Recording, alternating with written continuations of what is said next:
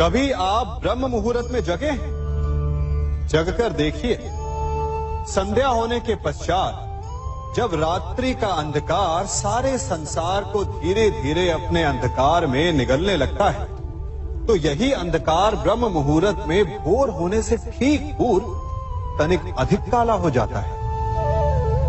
कुछ समझे? हमारा जीवन भी कुछ ऐसा ही होता है। जब हमारे जीवन की समस्याएं अपने अंत पर होती है, तो यही समस्याएं एक भीषण रूप लेकर हमारे समक्ष प्रस्तुत हो जाती है और ऐसे परिस्थिति में अधिकतर लोग हार मान जाते हैं, भय खा जाते हैं। परंतु यदि आप हार न माने, भय न खाएं, दृढ़ रहें, निरंतर आगे बढ़ते रहें, तो प्रकाश के रूप में हमारा स्वागत करने के लिए सूर्य उदय सदा हमारे समक्ष प्रस्तुत रहेगा। आपने बरगद के वृक्ष को देखा है? जितना विशाल उतना दृढ़।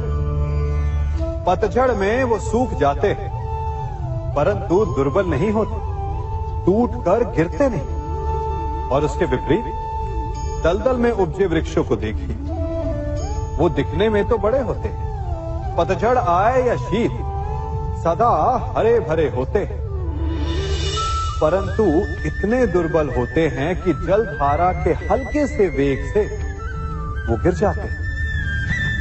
परंतु ऐसा क्यों होता है? कारण है जड़ें। जिसकी जड़ें दृढ़ भूमि में है, वो हर चक्रवात, हर ऋतुओं को सह लेता है, और जिसकी जड़ें दलदल में है, वो स्वयं की जड़ों को दुर्बल बना लेता है। कुछ ऐसा ही मनुष्य भी होता है, जो अधर्म, कुकर्म और असत्य की धरा पर उपजा है। वो समय की एक मार भी नहीं सह पाता, और जो मनुष्य सत्य, धर्म की धरा पर उपजा है, वो हर समस्या से अविचलित हो जाता है। अब आप पर निर्भर करता है कि आप क्या बनना चाहते हैं।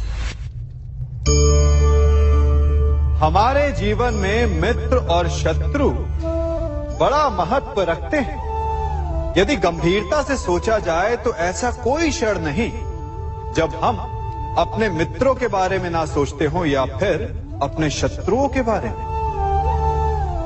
हमारा हर कार्य या तो हमारे मित्रों के हित के लिए होता है या फिर हमारे शत्रुओं के अहित के लिए। हम हर स्थान या तो अपने मित्रों के साथ होते हैं या फिर अपने शत्रुओं के साथ। कोई नहीं चाहता कि उनका शत्रु प्रसन्न रहे। हर कोई अपने शत्रु को नष्ट कर देना चाहता है, और ऐसा करने के लिए वो हर संभव प्रयास करता है। उसे आर्थिक, मानसिक और शारीरिक हानि पहुंचाने का प्रयास करता है। परंतु यदि मैं आज आपको ऐसा मंत्र सिखाऊं जिससे आप अपने शत्रु को सदा के लिए नष्ट कर दे तो, और वो मंत्र है मित्र बनाना। अपने सभी शत्रुओं को अपना मित्र बना लीजिए और आपके सारे शत्रु स्वतः ही समाप्त हो जाएंगे। मैं क्या कर रहा हूं? मैं दिए प्रज्वलित कर रहा हूं ताकि अंधकार को मिटा सकूं। अब आप कहेंगे कि इसमें कौन सी बड़ी बात है ना? परंतु इसमें महत्वपूर्ण बात समझने के लिए यह है कि मैं क्या नहीं कर रहा हूं, और मैं अंधकार नहीं कर रहा हूं। क्योंकि अंधकार को मिटाने के लिए प्रकाश का अस्त्र तो उठाना ही पड़ता है। बुराई को बुराई से नहीं, अच्छाई से जीता जाता है। अन्याय को अन्याय से नहीं, न्याय से लड़ा जाता है। क्रोध को क्रोध से नहीं, क्षमा का साथ लेना होता है। ठीक उसी प्रकार एक लोहा लोहे को काटता है, परंतु एक ठंडा लोहा ही गर्म लोहे को काट सकता है। इसलिए यदि आपको अपने जीवन में विजयी होना है, तो अपने शस्त्रों को, अपने अस्त्रों को सोच समझ कर उठाइए, क्योंकि एक अनुचित सोच परिणाम पर भारी प्रभाव डाल सकती है। आप सब सोच रहे होंगे कि ये क्या मैं करने लगा।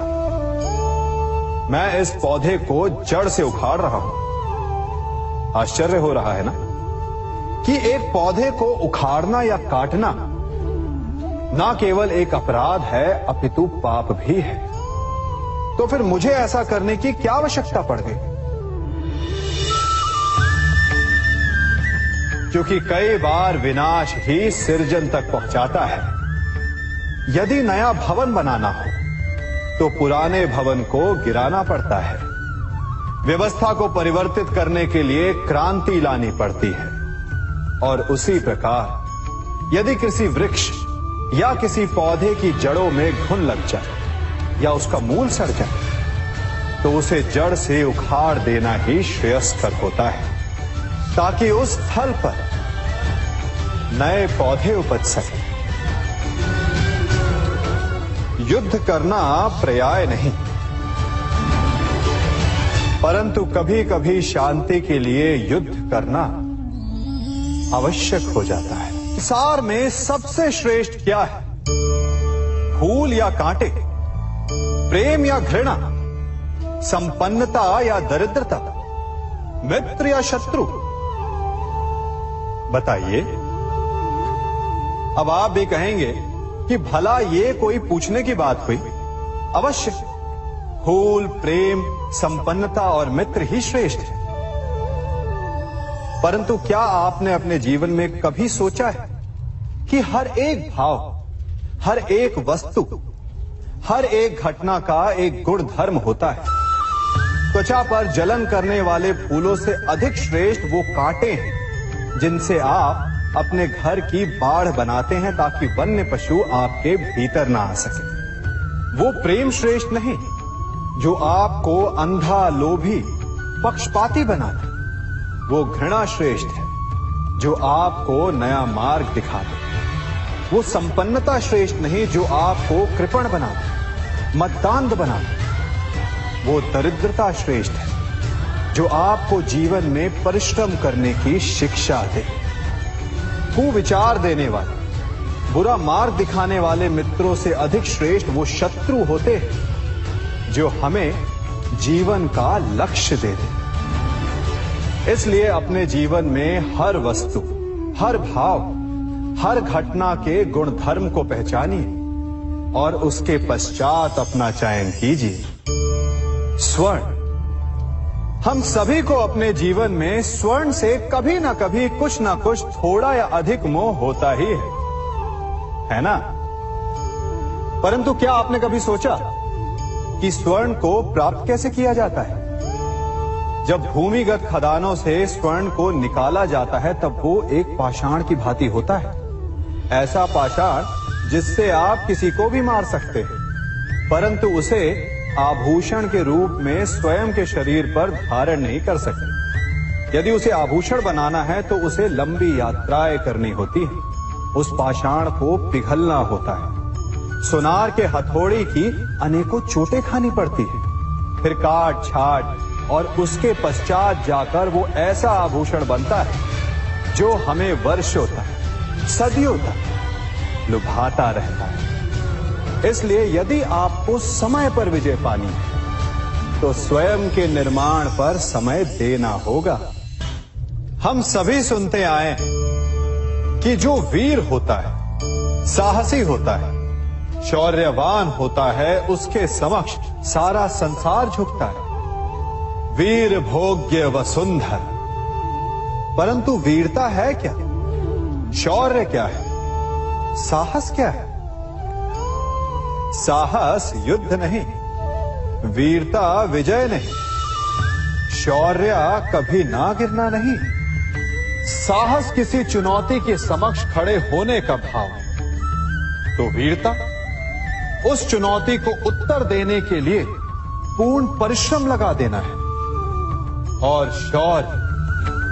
शौर्य का अर्थ है गिरकर फिर से उठने का साहस रखना, बार बार प्रहार करके वीरता दिखाना, निरंतर प्रयास करते रहना, निरंतर परिश्रम करते रहना।